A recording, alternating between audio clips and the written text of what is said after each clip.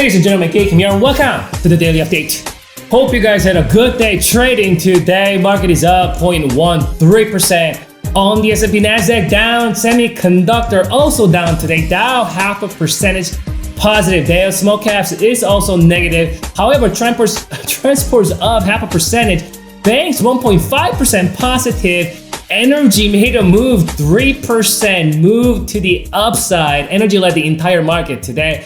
Biotech down again. Healthcare up a little bit. Home builders pretty much flat along with the utilities. Retail down 1.5. Emerging market pretty much flat there. Bitcoin up 4%. Gold, silver, minor. These guys are continuing to get hammered here this week. Dollar down. Oil up. Treasury bond down. VIX slightly positive. Stick with the S&P 500 ETF. Spider, 65-minute chart here. So this is where we closed yesterday. We talked about this shenanigan that happened on yesterday's price action, right? And then this is where it opened. And then we initially attempt to make a move here to the upside, but I think once we broke through my short-term moving average yesterday, you see that? You see this slightly bluish, greenish, blue line, squiggly moving average there. That thing just flushed right through that candle there. So when we opened up this morning here and then bulls kind of trying to get right back up, well, what happened was when bears kind of broke through that yesterday on the last hour, now that short-term moving average is acting as a resistance. Hence that long upper wick represents weakness in the buyers' activities. And with that, bears brought it right back down here. And so that's kind of was the first hour, right?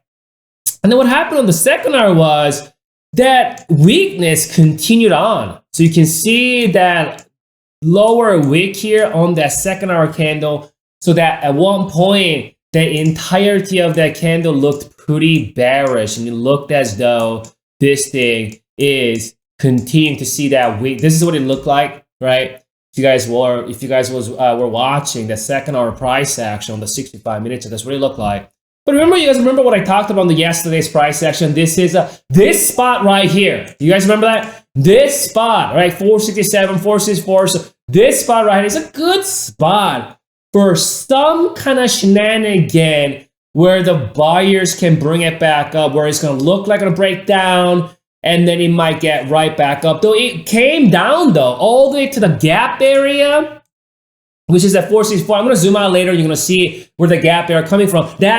First of all, that gap, this up gap, that was not filled. I was tweeting things out at 2K Kim on Twitter and StockTwits today that if this gap doesn't get filled, it's going to favor the buyers. If today this gap right here doesn't get filled, it's going to favor the buyers. And then what happened?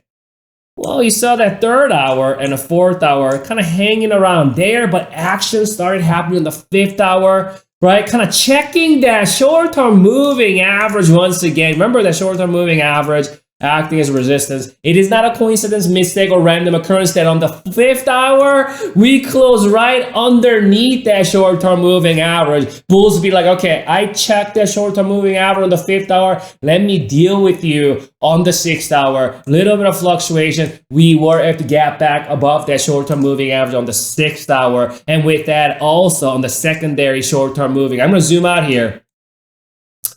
And so you can see right here.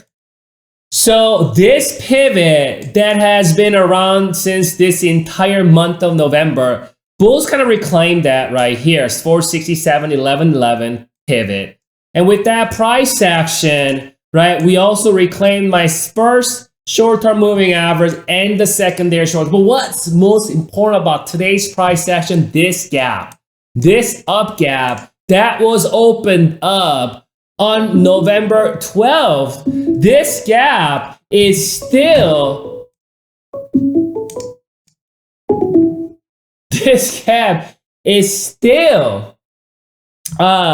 open. You can see how bulls came here, right? Bulls came here, or bears rather, came down and then and attempt to fill this gap, well, the gap wasn't filled. And when the gap remains open, bulls can gather momentum again and bring it back up. And that's what happened on the 5th and 6th hour, right?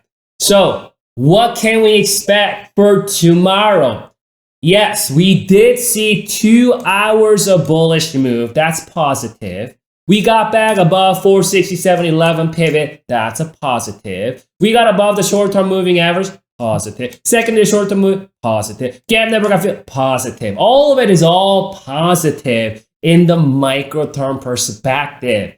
But if you don't turn this micro-term into some kind of a short-term momentum, intermediate-term momentum, what do we need going into tomorrow? A follow-through. We know that one-day move doesn't really amount to much, right?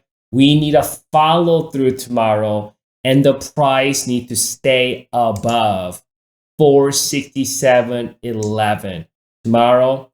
And it'll be better if we close the day above 468.24, right? This is kind of where we close here, 468.19. Again, kind of close above that, maybe even tag 470 or so, and close above or in the vicinity around 470. I think things will look a whole lot better for like Friday. I think it's half day on Friday. Probably we're just gonna grind though, I think, for next week, right? And potentially you might see some kind of a move to the upside and buyers trying to make, print new all-time highs here, right? If you're a bear, if you're a seller here, you gotta kill this momentum, obviously, the second, the 5th and 6th hour momentum by getting it right back down and getting down to fill this up gap. That's first objective for the bears. If this gap remains open, buyers gonna find a way. I guarantee if this gap stays open, buyers are going to find a way because we're on a primary, long-term, intermediate-term uptrend. Buyers are gonna find a way to push it up. So gotta get that, fill this gap, potentially get below 462, but I mean, we gotta take it day by day. Let's check out the oscillator, see if we can extract any more information from the oscillator there. So the oscillator came down to where? This here, this vicinity right here, right? That's the level we did see that, proverbial bottom happening, right? You know what I'm saying? That mid-November, right? So you can see it right here. That was that. And it's a similar kind of a price action here, and that's where we're at right now. So this is a likely level, according to my oscillator, if we do see a follow through tomorrow. And if we can end the day tomorrow on a positive note, around 470 or so. Better if it's higher. You can see something like that, I think, Thursday. And then like next week, I think, Thursday market's closed. I'm talking Friday half day. And then like next week, we may see 475 or so. I'll come back for you. We'll reassess the situation. Enjoy your evening and good luck trading tomorrow.